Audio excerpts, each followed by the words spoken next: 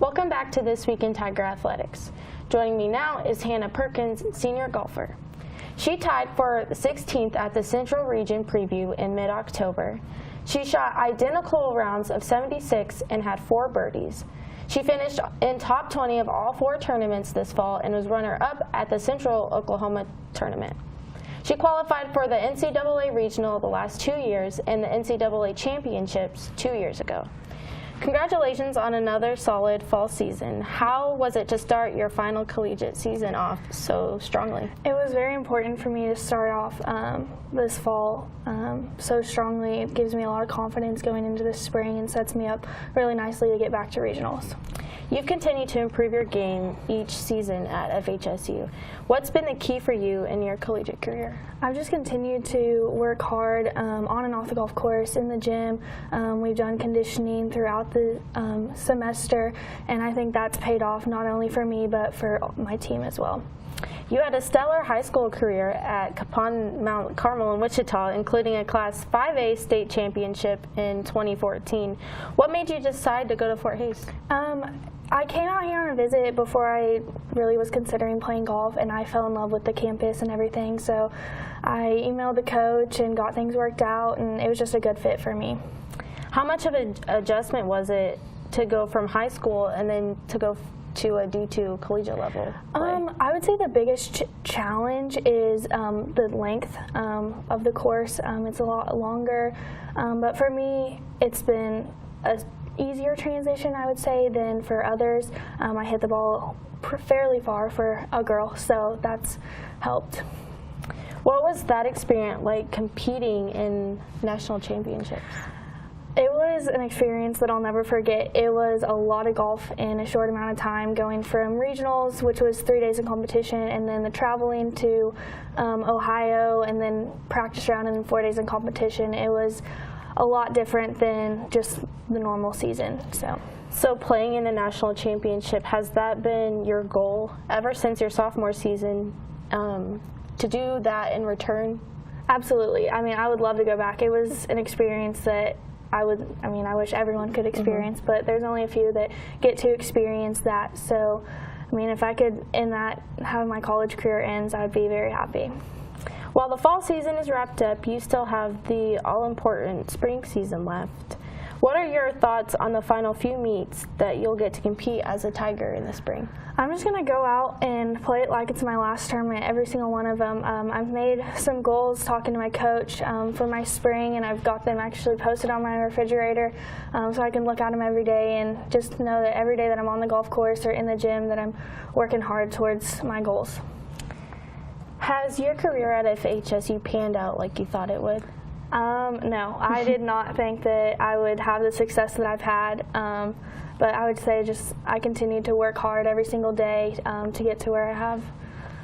You're only one of 3 seniors on the team this year. How important is it for you to finish strong and help the program to continue to grow? It's very important to finish this season strong and just kind of go out with a bang. That's all I can hope, and other girls that are in high school can see what this program has led me to, and maybe they can do the same. If you could write out a perfect year or perfect way to end your season and your collegiate career, what would it be? Number 1 would be winning conference. That's been kind of a goal for me. I think it's doable. I've proven that I can beat every one of those girls out there that I've competed against any given day, and then go back to regionals and obviously qualify for nationals would be the perfect ending. So what plans do you have after earning your degree at FHSU? Hopefully I can work for the first tee back in Wichita, and if that does not work out right away, then I'm going to teach elementary PE. Thanks for joining me, Hannah. Thank you. When we return, we will break down the rest of This Week in Athletics.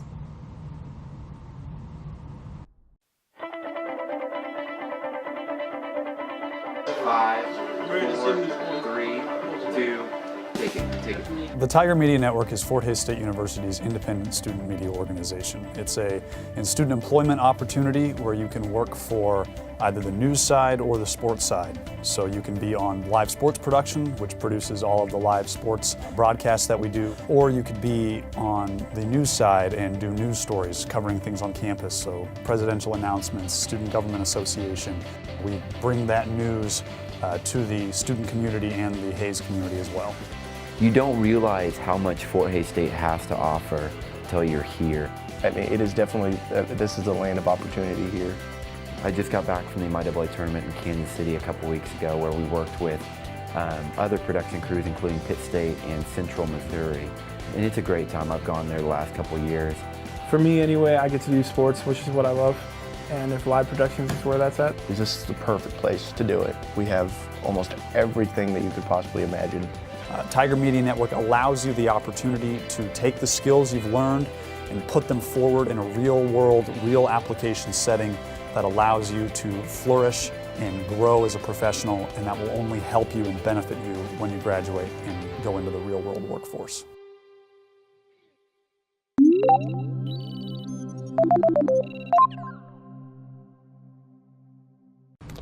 Welcome back to This Week in Tiger Athletics. Joining me now is FHSU's SID Ryan Prickett, and he's going to help me break down the rest of this week in athletics. So as I talked with Jose, FHSU football survived a 29-26 double overtime win against UNK this weekend. Yeah, that was a interesting battle throughout the day. It kind of felt like those previous road games where we struggled, the loss at Missouri Western, the loss at Emporia, where first drive of the game, we go down, we score, kind of hit them in the mouth right away, and you kind of feel like, all right, well, maybe we'll take care of business today.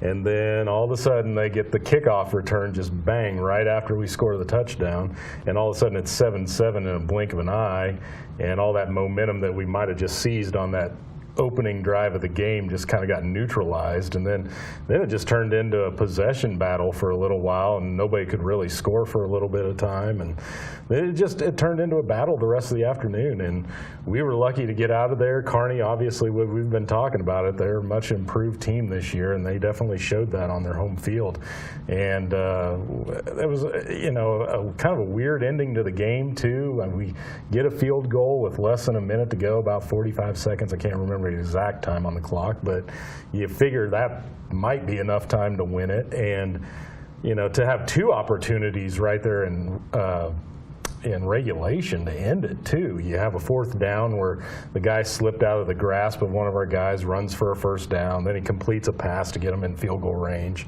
and then Kearney tries to take that shot at the end zone to try and win it, and it's grossly underthrown, and our guy's right there to intercept the pass, and it just goes off his hands, and you're just like, oh my Lord, like how many opportunities can we give these guys? And so then you kind of felt like things weren't going so well by going to overtime. You're thinking, gosh, Kearney's got all the momentum, but thank God that Dante Brown had the day that he did, kicking the ball. He's been rock solid all year long, and luckily their kicker finally missed one, and we had our opportunity to win it, and the guys got it done. So, and the defense really stepped up on that second possession in overtime.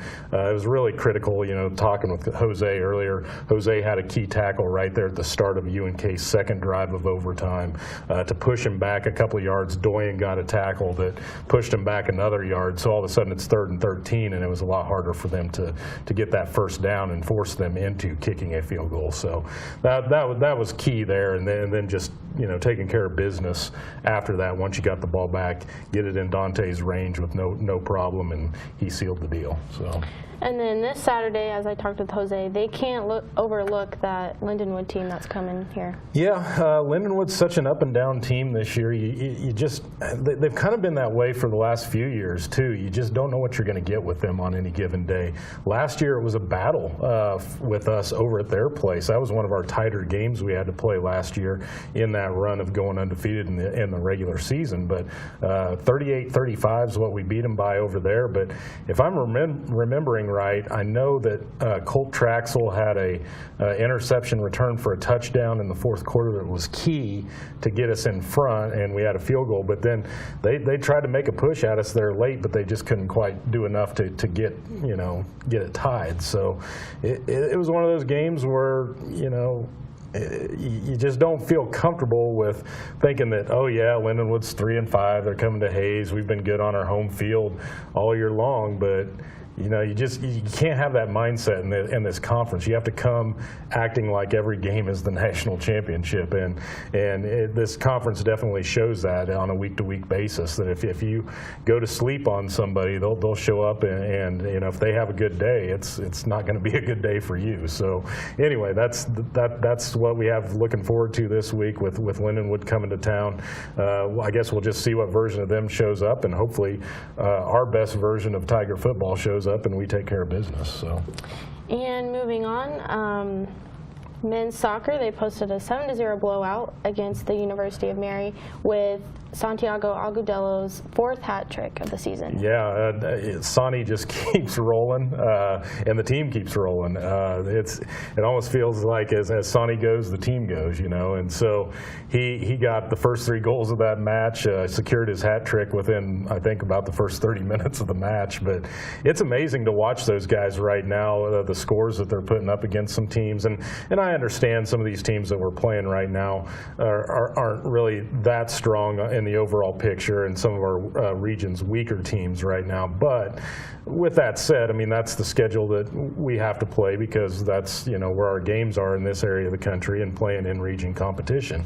But Santiago, he's on a different level, and it's fun to watch him play out there and give fits to the defenses that he does. And to have 22 goals at this point in the season, we still got 3 regular season matches to go, and with the way he's racking those up right now, who knows, he might even get to 30 by the time the season's over with. And that's a pretty crazy number to think about when you only play 18 regular season matches. And postseason's looking pretty good for us too. Like I've talked earlier this year, we're pretty much in the driver's seat right now to be the 1 seed in our region, and probably wind up hosting the Super Region in the middle of November here in Hayes. So that's critical right now, that we keep having good results and just make sure that we leave no doubt that we are the #1 team in the region, and we'll have that opportunity to hopefully host that NCAA Super Region when it comes time. So.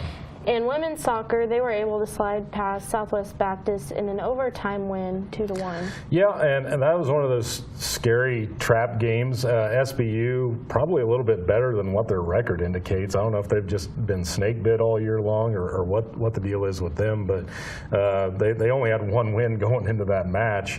A lot of losses and a few ties. But watching how that match unfolded in the time that I did get to keep an eye on it here and there, SBU didn't really look all that bad, and it was one of those games where you feel like, yeah, we need to get out of there with the win, and where we're sitting in the MIAA standings right now, that was critical for us to get out of there with a win. So that was huge, and to get Missouri Southern, beat them a couple nights before on the road.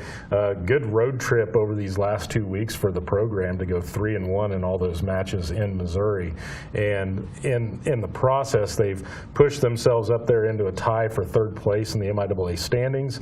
And like I said about a week or so ago, about trying to get yourself positioned for seeding in the MIAA tournament, you want to be a top 4 team in the conference, so you can host one of those first round MIAA tournament matches. So we'll see how things unfold this week. It's the last week of the regular season for the women, and the women are going on the road to Kearney on Friday, but they'll be back here on Sunday to close out the regular season against Washburn. So.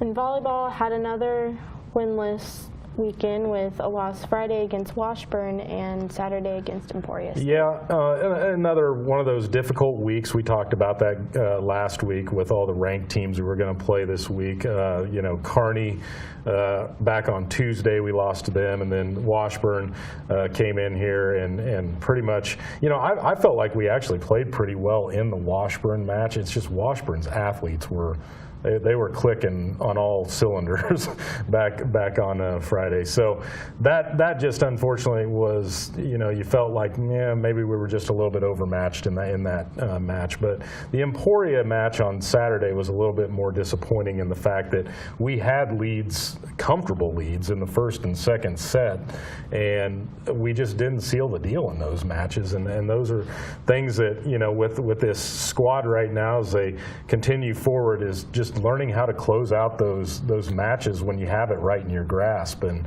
we could have easily been up 2-0 on Emporia, but instead you find yourself down 2-0, and then we fell in that third set, and things just didn't go our way on Saturday. And so yeah, it's another long travel week for the team. They're going to go out to Pittsburgh State and nationally ranked Central Oklahoma this week before they come back here to finish up the regular season. But with only 4 regular season matches left, we're kind of right up against it for potentially qualifying for the MIAA tournament. We're down, and I believe it's about the number 10 or 11 spot in the conference standings, and we're almost going to have to win out to have a chance to make it into the tournament. So we'll see how things go this week, but it's going to be definitely a tough trek for the ladies to get into that tournament. But hopefully down the stretch here at the end of the year, they can have some good results and maybe end the year on a positive note. So. Well, thanks for joining me, Ryan. Yeah. And that wraps up This Week in Athletics. Tune in next week for another episode of This Week in Tiger Athletics. And as always, to stay up to date on the latest news and information throughout the week, visit tigermedianet.com.